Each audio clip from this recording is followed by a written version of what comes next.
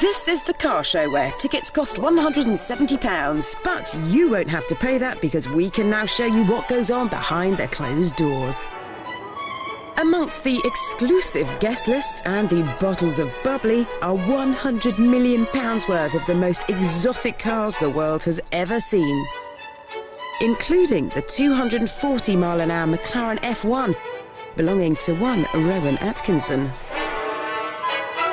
Welcome to Salon Privé, the country's most high-profile concours car competition. Each year it's held here at the Hurlingham Private Members Club in London, and each year a team of specialist judges decide which cars are spectacular enough to win a prize. And today that's my job. A concours is a contest to simply find the best car. Points are awarded for presentation, interesting exterior features, interior quality and originality. I'll be judging two categories, Jaguars and the Alfa Romeo racers. Helping me is the designer of some of the world's most beautiful cars, Ian Callum, and respected car collector Bill Collins. It's lovely because we're asking the owners to open up the bonnets, turn the engines on. We can have a good rummage around the boots, look for original toolboxes, also some of the original owners' manuals as well. That gets points from me. Always with an eye for the expensive, one thing that took my fancy was a curvy creature worth at least £2 million. I have just fallen in love. This is a Jaguar D-Type, and it is the first prototype that Jaguar ever made. This thing used to do 192 miles an hour. Unbelievable. And of course the D-Type went on to win Le Mans in 1955, 56 and 57. I absolutely love it, and we have given it top scores in some categories.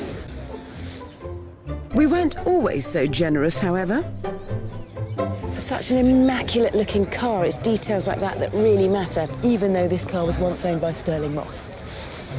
After lunch, I moved on to the Alfa Romeos and found a complete one-off. Now, this is the Alfa Romeo 6C Spider, and it was built in 1935. It was designed by an architect, which is why I think it looks so radical compared to other cars of its time. And if you come round here, oh, it's just sensational.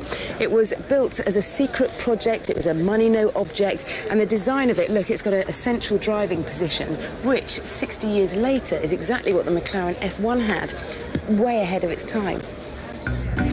We're now off to look at the last Alfa Romeo. It's a Monza 1932 blue, and just going by the picture, oh, look at that. Old school supercar. Look at this. Proper. That's worked hard, that, in its little life. Fabulous. Just a fantastic bit of kit.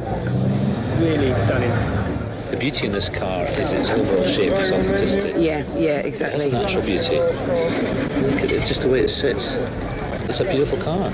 We absolutely love its proportions, its design, and the fact that it is truly original. I love it. I want to drive it. I want to race it. We collated our scores and got ready to announce the winner. Drum roll, please. It was with great pleasure we made the first ever D-Type our Jaguar winner. And the grubbiest car here, that 1932 Monza, the Alfa winner. Which just goes to show, the cars that stir the soul aren't always the most pampered and polished.